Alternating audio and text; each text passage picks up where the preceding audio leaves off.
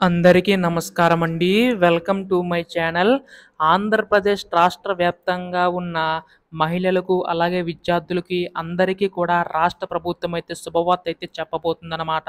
So, ప్రస్తుతం తల్లికి వందనం పథకం సంబంధించి గాను ప్రతి సంవత్సరం 15,000 రూపాయలు అందిస్తామని చెప్పి ఎన్నికల టైంలో హామీ అయితే ఇవ్వడం అయితే జరిగింది కదా రాష్ట్ర ప్రభుత్వం.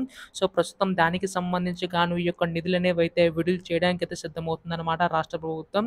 అయితే ఈ యొక్క నిధులకు సంబంధించి కానీ ఎప్పుడు జమ చేయబోతుందని చెప్పేసి చాలామంది విద్యార్థులు, తల్లులైతే ఎదురు చూస్తున్నారు. మహిళలు అయితే ఈ యొక్క 15 ఎప్పుడు జమ చేయబోతుంది? అర్హతలేంటి? సో, దానికి కావాల్సిన డాక్యుమెంట్స్ ఏంటి? ప్రతీదీ కూడా తెలుసుకుందామండి.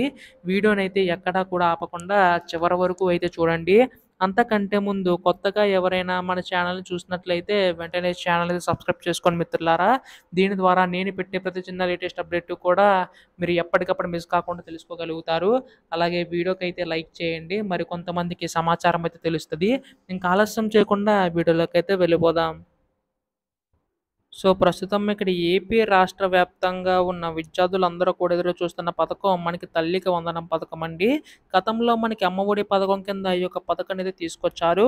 అయితే గత ప్రభుత్వంలో మనకి ప్రతి సంవత్సరం కూడా చదువుకుంటున్న వారికి రూ. 15,000 అందిస్తామని చెప్పేసైతే అన్నారు. కాకపోతే అప్పుడు మనకి కేవలం 14,000, 13,000 మాత్రమే పడేవి. మిగిలినవి మనకి స్కూల్ మెయింటెనెన్స్ కింద తీసుకునేవారు. అయితే ఇప్పుడు రాష్ట్ర ప్రభుత్వం మనకి చదువుకుంటున్న వారిలో ఇంటిలో ఎంతమంది ఉంటున్నా గానీ అంతమందికి కూడా జమ చేస్తామని కూడా హామీ అయితే ఇవ్వడం అయితే జరిగింది కదండీ.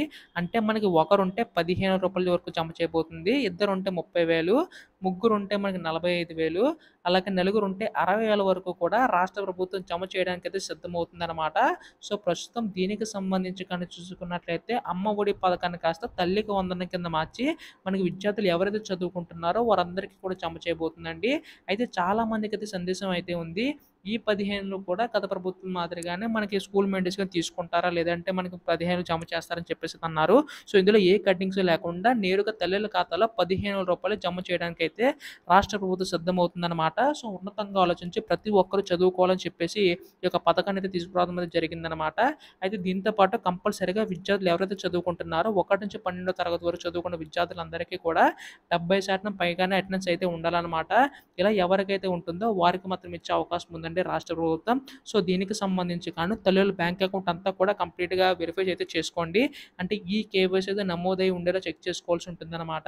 అంటే మీ యొక్క phone number, Aadhaar card, bank account అన్నీ కూడా లింకప్ అయ్యి ఉన్నాయో లేదో చెక్ చేసుకోవాల్సింది ఈ కేవైసీ ప్రాసెస్ అయితే.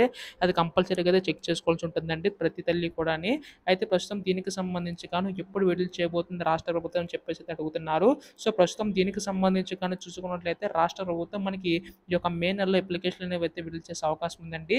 సో, ఇక మే నెల తర్వాత జూన్ మొదటి వారంలో అంటే స్కూల్ తెరవక ముందే మనకి ఈ యొక్క తల్లికి వందనం పథకం అయితే అమలు చేయడానికైతే సిద్ధమవుతుందనమాట రాష్ట్ర ప్రభుత్వం. ఈలోపు ఇయన్నీ డాక్యుమెంట్స్ కూడా రెడీ చేసుకోవాల్సి ఉంటుందండి.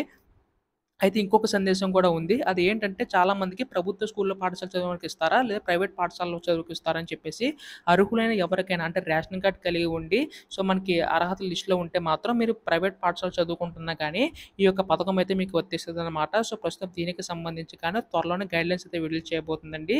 ఎప్పుడు దీనిపై ఏ చిన్న లేటెస్ట్ అప్డేట్ వచ్చినా మీరు ముందుగా తెలుసుకోవాలనుకుంటే ఛానెల్ అయితే సబ్స్క్రైబ్ చేసుకోండి. ధన్యవాదములు. జై హింద్.